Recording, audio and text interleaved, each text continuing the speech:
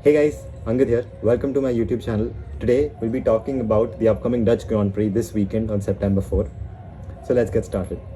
The Dutch Grand Prix, the main circuit is called Zandvoort, and the circuit is very famous because of its up and downs, the roller coaster experience it gives the drivers, and especially if you play it on the F1 game, you'll see that it's an amazing circuit to play at.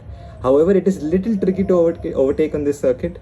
So what the FIA is doing this time is that they're trying to increase the length of the DRS zones, so there'll be more overtaking and more fun for the drivers and for us as well. Some stats about the circuit: the circuit is 4.2 kilometers long, and which is one of the shortest circuits we have this year on our F1 calendar. Spa, on the other hand, was one of the longest circuits we have this year. We'll be having a total of 72 laps, and the weather forecast says that we'll have rain on Saturday and Sunday as well, so we might have the weather forecast, however, can change. So as of now, we might have rain on during quali as well as during the race, which is very interesting and can lead to some crazy results as well. A little bit history about Zandvoort. The first race held here was in 1952, and we used to have races here till 1985. However, from 1985 to 2021, this was not part of our F1 calendar. It came part of our F1 calendar again last year in 2021, where Max Verstappen, the home favorite, did win the race. Second was Lewis Hamilton, and third was Valtteri Bottas. For those of you who didn't see the race, here's a little fun fact. What happened was that in the 70th lap, Valtteri had just pitted for new tires, and in the first two sectors he set purple. So at that moment, Lewis was in second place and he held the fastest lap. And by that time, Mercedes realized that they couldn't catch up to Max for the race win. And since the championship was on, Mercedes thought that if Lewis gets second and they get the fastest lap point, that's a decent result for them for that day. Because of this reason, they told Valtteri to slow down. And Valtteri did slow down. However, he still got the fastest lap on the 70th lap. So what happened after that is Lewis had to come back to the pit for new tires, and set the fastest lap in the 72nd lap itself for that extra point. So this is a bit of craziness that happened last year. However, Lewis and Valtteri were way ahead. There was a huge gap between them and the cars behind. So Mercedes could afford to do this.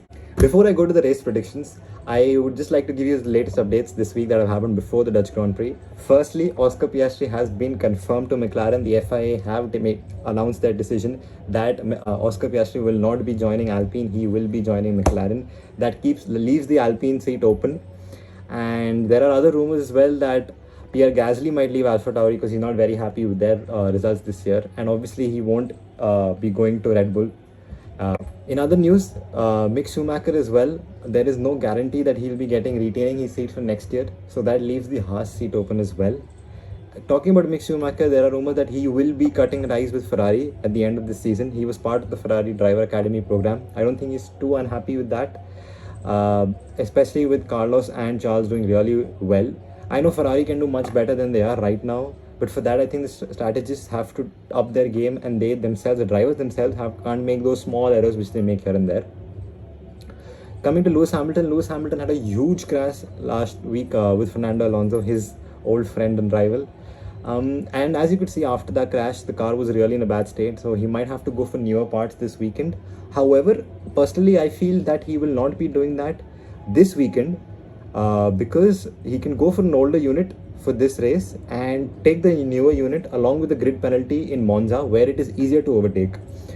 Zandvoort is a little tricky to overtake, and that's why I think Mercedes will think of this as well and not go for the newer unit in this particular race. For all the Max Verstappen fans, this weekend Max's helmet will be designed according to his dad's helmet when his dad used to race in Formula 1. So that is something you guys can look forward to. Now coming to my race predictions, and so what we'll be doing is we'll be talking about the top 5. I think who will be finishing top 5, the constructor of the week, the best of the rest, and the number of cars that will be finishing the race according to me. So coming to the top 5, the winner of the race according to me will be Max Verstappen. I know it's a very boring pick, but the way Max is driving right now, he's in a different league. He is really comfortable with the Red Bull, and the Red Bull is the best car we have. So Max is going to win the race mostly. I think second, I'm going to go out on a limb and I'm going to feel Lewis Hamilton finishes in second. I know he has a chip on his shoulder after the crash last week, and I feel the gap, Mercedes won't have a huge gap as compared to last week. They'll close that gap to Ferrari and Red Bull. So Hamilton could probably finish P2. In P3, I have Sergio Perez. Sergio Perez has not been very comfortable with the Red Bull, but the Red Bull is still a beast on tracks. As you can see, there is no Ferrari in the top three. I feel, especially in Zandvoort, when it might rain or in such when the number of laps increase, what can happen is strategy is a crucial part of the race. And I know Red Bull and Mercedes are a well-oiled machine. They rarely make mistakes when it comes to driver mistakes, or especially they rarely have strategy mistakes. And that is why I don't feel Ferrari could finish in top three. However, I do have Charles Leclerc finishing fourth. Charles has the potential to finish P1. He needs to be perfect throughout the weekend, and Ferrari, they don't need to have a brilliant strategy. They just need to have a good strategy and execute it well. They don't need any time penalties in the pit lane. They just need to go, and they need to have a race where they stick to plan A or plan B. Don't go down to plan F or plan G. So that's the main thing for Ferrari. And P5, I have George Russell for two reasons. Firstly, I want him to continue his streak of finishing the top 5 every race he completes. And secondly, I feel, as you can see, there's no Carlos Sainz over here. I feel that George Russell would be 5th over Carlos over here because last week, if you remember, last weekend, he almost caught up to Carlos in the hard tires, but I feel the tires just went away just before he could catch up. So I feel this weekend Mercedes will get that part right, and George Russell will be finishing 5th. The best constructor, obviously, constructor will go to Red Bull with the 1st and 3rd finish. The best of the rest, I think, will go to Alpine. Fernando Alonso is driving crazy good. He does not look like he's 40 years old. He's having the time of his life, especially with the recent announcement to Aston Martin as well. So he's enjoying his time, and I feel Alpine will have a great weekend as compared to McLaren. And the number of finishers, I feel the number of finishers this time would be around 18. The reason I'm going with 18 is I feel since it's a long race, even if there's not a crash early in the race, what can happen is as the cars go on, there might be some damage, some issue which may lead to cars retiring, or if it rains, then you have even higher probability of cars just skidding off and getting damaged. So I feel 18 cars would finish the race, and fastest lap would go probably to Max Verstappen. So yes guys, this is the race preview and predictions from my side. I'll catch you guys after the race with the post-race review and some fun content as well. So till then, thank you, lights out, and away we go.